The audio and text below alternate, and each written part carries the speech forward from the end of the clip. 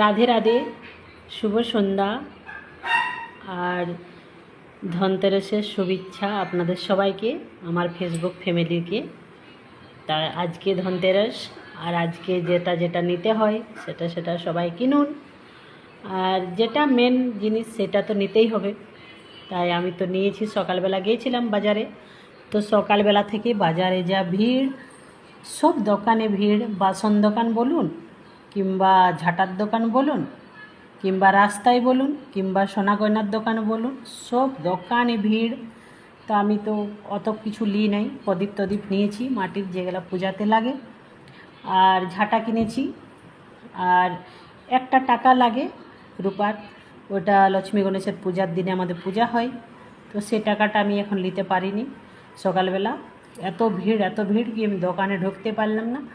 তাই আমি বললাম কি নিজের থেকে নিয়ে আসবে, তাই এখন গিয়েছি আনতে বিকালবেলা। তা আমাকে বলছিল যাবে, আমি বলি না, আমি বিকালবেলা ঘর থেকে যাব না। ঘরে সন্ধ্যাবাতি আছে, তারপরে যখন ঘর সংসার করেছি তখন তো সবসময় ঘরে তালা মারে যাওয়া যায় না।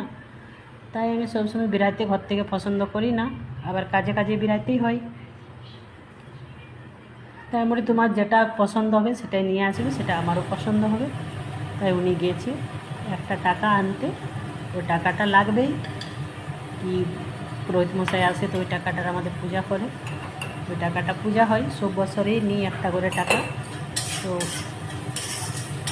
ওটা শুভ মানা যায় কি লক্ষ্মী গণেশের টাকাটা। তো প্রায় সবাই কিনে এই টাকাটা, যারা জানেন ওনারা সবাই কিনে, তাই আমরা কিনি। তো আর কিছু বিশেষ কোনো লিয়া হয় নাই। একটা কাঁসার বাটি নিয়েছি পূজার ঠাকুরের জন্য, ঠাকুরের ভোগ দেওয়ার জন্য, ওটা আপনাদের দেখায়নি। আর একটা নিয়েছি পূজাতে, পূজা করতে গেলে নিয়ে যাওয়ার জন্য একটা ছোট্ট, একটা খুব সুন্দর আছে ঘটি আছে ঢাকনা দেওয়া, ওইটা নিয়েছি। আর আমি বিশেষ কোনো এবছর আর কিনি না, এই বছর এই তো গাড়ি কিনেছি, তা আর কত কী কিনবো বলো। তাই যতটুকু পারিছি কিনেছি। আর সবসময় তো ঘর করে আমাকে যেতে ভালো লাগে না, কিন্তু যাই, কী করা যায়, যেতেই হয়। কিন্তু আজকে আমি বললাম না, যাবো না, ঘরে তো খাবার দাবারও বানাতে আছে। তাই আমি এখন খাবার দাবার বানাচ্ছি আর দেখাবো কি আমি কী নিয়ে আসছি।